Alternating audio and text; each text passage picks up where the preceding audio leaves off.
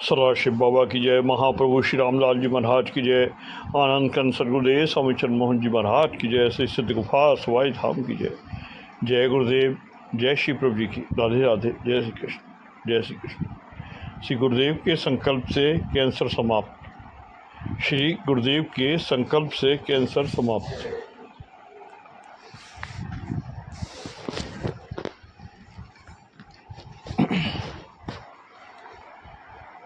यह कृपा प्रसंग सन 2000 मई माह के मध्य का है।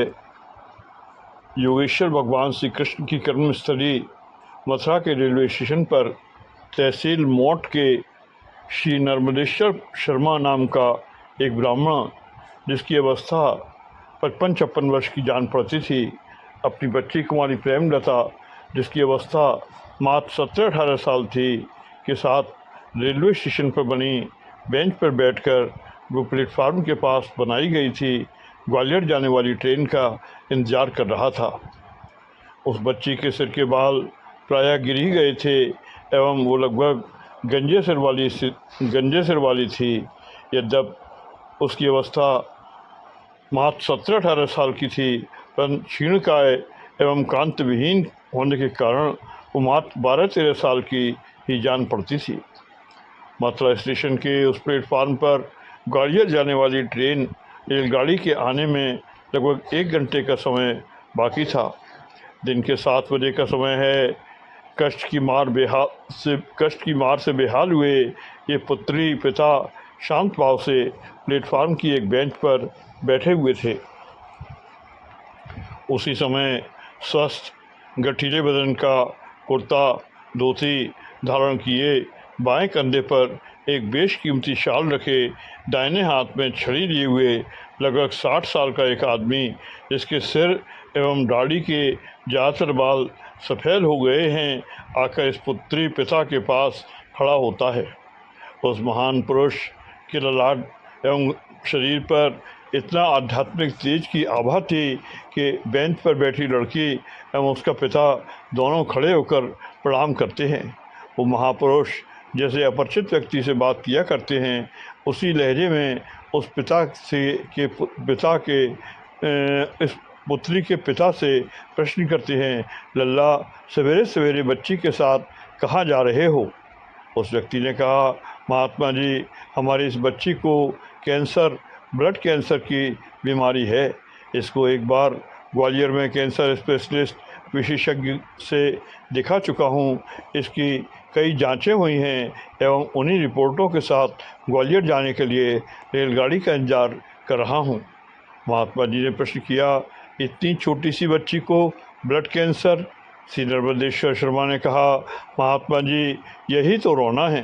ये हमारी पहली संतान है एवं ऐसी खर्चीली एवं खतरनाक बीमारी है कि मैं दिन रात घुट घुट कर मर रहा हूँ।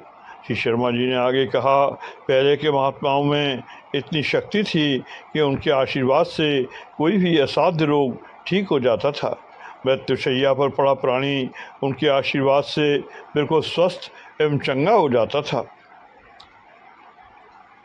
हमने तो अपने क्षेत्र में अपनी आँखों से देखा है, एक ठाकुर साहब का नौजवान 24-25 वर्ष का लड़का अचानक मर गया। उसके शव यात्रा की तैयारी हो रही थी कि एक कृष्णानुरागी महात्मा कहीं से घूमते घामते वहां पहुंचे एवं उस नौजवान की पत्नी का करुण क्रंदन सुनकर उन्होंने कहा, बेटी, रोना बंद करो, तुम्हारा पति अभी जीवित हो जाएगा। इतना कहकर उस महात्मा जी ने अपनी झोली से भगवान श्री कृष्ण की तस्वीर निकाली एवं उस शव के मुख से कफन हटाकर उस जोड़ी को दिखलाते हुए कहा, हे योगेश्वर, इस बच्ची का सुहाग लौटाने की कृपा करें। तदनंतर उस कृष्णानुरागी महात्मा ने आगे कहा कि इस शव को चारों तरफ से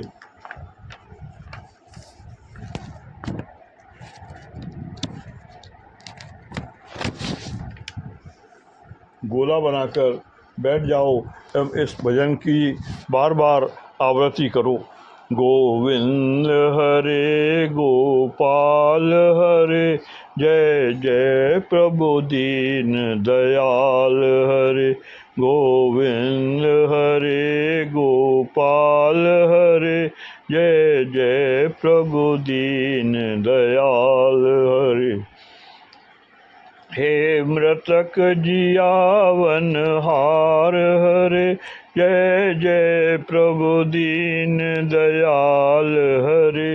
हे मृतक जियावन हार हरे, जय जय प्रभु दीन दयाल हरे। मैं दुखिया तेरे पास खड़ी, ए सबला बनावन हार हरे। मैं दुखिया तेरे पास पड़ी, ए सबला बनावन हार हरे। हे गज के बचावन हार हरे, हे गण का तारण हार हरे। हे गज के बचावन हार हरे, हे गण का तारण हार हरे। यह संकीर्तन 3 घंटे से ज़्यादा अधिक समय तक करना योगेश्वर भगवान श्री कृष्ण जी की कृपा से ये जीवित हो जाएगा। इतना कहकर वो महात्मा जी अन्यत्र चले गए। वहाँ उपस्थित समुदाय ने उनकी आज्ञाओं का अक्षर से पालन किया एवं वो आज भी जीवित है एवं सानंद जीवन यापन कर रहा है। उसकी दुख भरी बातों को सुनकर धोती कुर्ताधारी उन महात्मा जी ने कहा, यदि वैसे महात्मा दुर्लभ हैं तो उन सबों की तरह आज्ञा पालक प्राणी भी तो नहीं हैं। उनकी बातों को सुनकर श्री शर्मा जी ने उस महात्मा जी से कहा, मैं इस बच्ची के लिए कोई भी कार्य कर सकता हूँ। उस धोती कुर्ताधारी दिव्य महात्मा जी ने कहा, तुम ग्वालियर जाने का विचार त्याग दो, यहीं से आगरा जिले की एतमादपुर तहसील चले जाओ। वहाँ से 1 किलोमीटर की दूरी पर एक योगराज जी की गुफा एवं आश्रम है। वहाँ जाकर आश्रम के अंदर प्रवेश करते ही दाहिनी तरफ कुआं है। वहाँ पहुंचकर ये बच्ची उस कुएं का जितना जल पी सकती है इसे पिला देना। आश्रम से बाल्टी लोटा लेकर उसे वस्त्र के साथ स्नान भी कराना। उन वस्त्रों को एक तरफ किनारे वहीं छोड़ देना, दूसरे कपड़े इसे पहना देना। तदनंतर कम से कम 1 रात्रि आश्रम पर निवास करना एवं रात्रि एवं प्रातः की आरती अवश्य उपस्थित रहकर जल के छींटे लेना। उसके बाद जाकर कैंसर स्पेशलिस्ट से ग्वालियर चेक करवाना। यदि तुमने इन सभी आज्ञाओं का अच्छे से कड़ाई से पालन किया तो अप्रत्याशित लाभ होगा।